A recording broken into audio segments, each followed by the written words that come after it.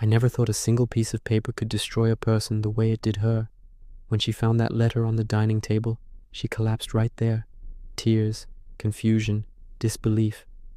But here's the thing, I wrote it, and every single word was true.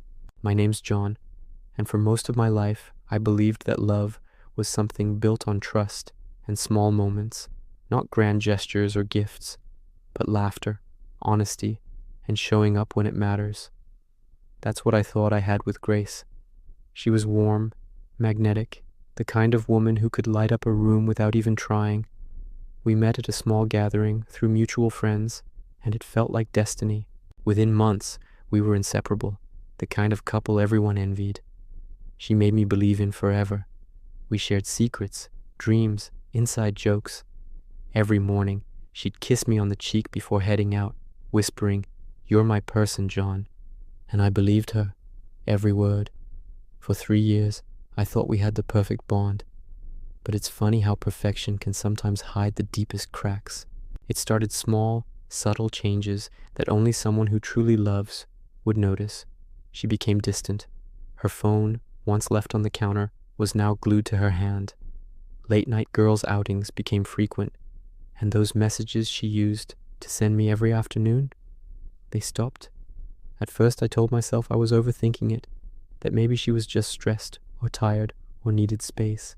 But denial has a way of making you blind until the truth smacks you so hard you can't breathe. One night, I heard her laughing softly on the phone in the kitchen. That kind of laugh she used to give me. When I walked in, she froze, quickly ending the call and saying it was just a friend from work. But something in me shifted that night. I knew. I didn't have proof, but I knew. A week later, I found the proof I'd been praying I wouldn't.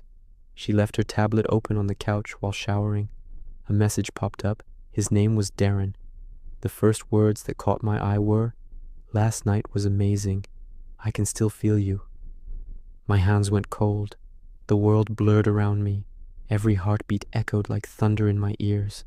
I read every message. Weeks, months, lies stacked on lies. They'd been together behind my back while I was busy loving her, trusting her, believing her stories. When she came out of the shower, humming like nothing was wrong, I looked at her, really looked, and in that moment, I realized I couldn't scream, I couldn't cry, I just went quiet. She asked, "What's wrong?" And I said, "Nothing, I'm just tired."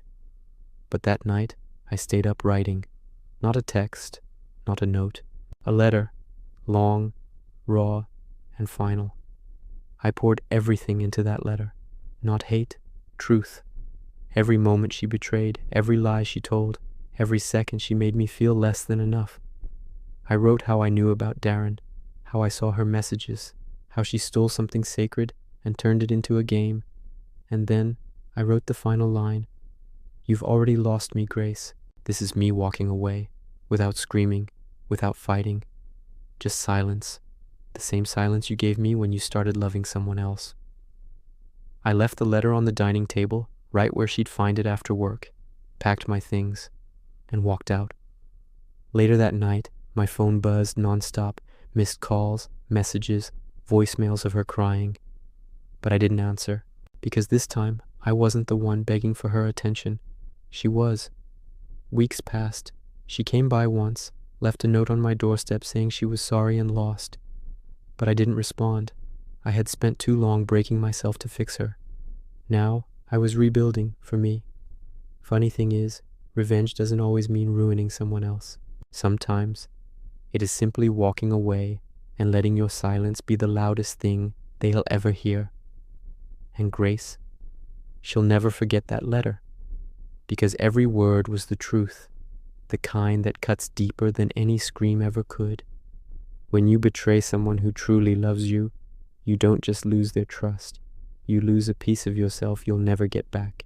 Subscribe to SilkMirror for more real-life stories of heartbreak, betrayal, and the kind of transformation that only comes from pain.